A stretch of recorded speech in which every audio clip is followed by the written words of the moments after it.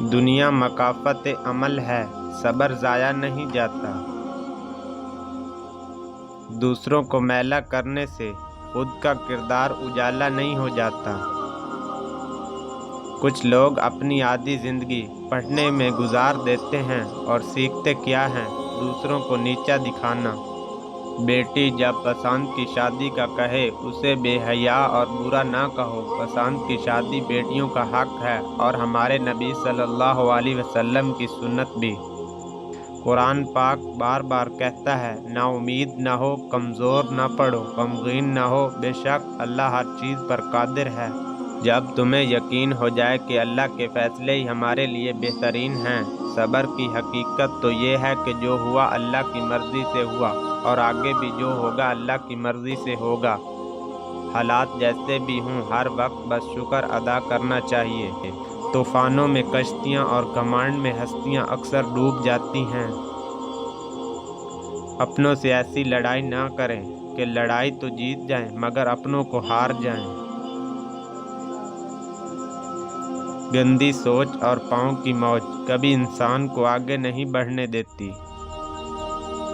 غلط صحیح کا فیصلہ خدا پر چھوڑ دو۔ تم انسان ہو، انسانیت پر زور دو۔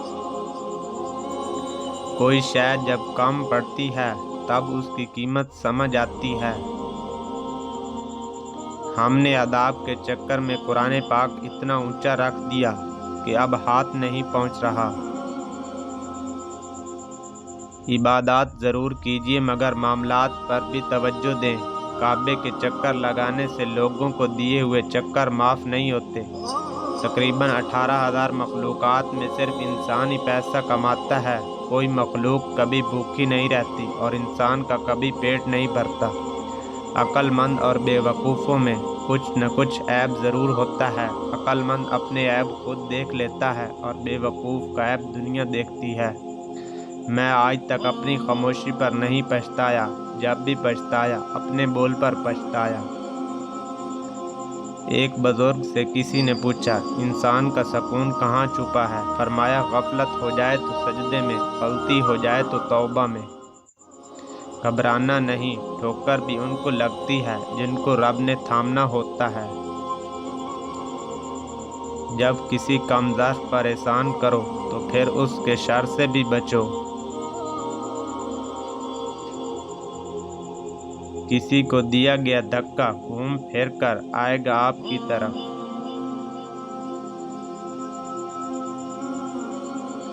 باتوں کی مٹھاس اندر کا بیت نہیں کھولتی۔ مور کو دیکھ کر کون کہہ سکتا ہے کہ یہ سانپ کھاتا ہوگا؟ وقت جب فیصلہ کرتا ہے تو گواہوں کی ضرورت نہیں پڑتی۔ بے فائدہ ہے زندگی میں لوگوں کا ہجوم، پرخلوص جو مل جائے تو ایک شخص ہی کافی ہے۔ کچھ نیکیاں ایسی بھی ہونی چاہیے جن کا اللہ کے سوا کوئی گواہ نہ ہو۔ کچھ قرض ایسے بھی ہوتے ہیں جو چاہنے کے باوجود بھی جھکائے نہیں جا سکتے۔ مرد اپنی جوانی کے اعمال سے اپنی بیٹی کا نصیب لکھ رہا ہوتا ہے۔ ترک کہاوت، اگر کسی شخص کے تعلق کاٹ چکے ہو تو اس کے متعلق اپنی زبان بھی کاٹ دو۔ اے اللہ، جو میرے مقدر میں نہیں لکھا اس کی کوشش اور تمنا میں مجھے مبتلا نہ کرنا، اور جو میری تقدیر میں لکھ دیا ہے اسے میرے لیے آسان کر دینا۔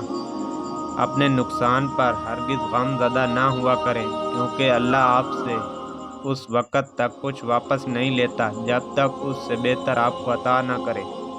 زندگی جب بھی رلائے تو سمجھ جانا گناہ معاف ہو گئے۔ زندگی جب بھی ہنسائے تو سمجھ جانا دعا قبول ہو گئی۔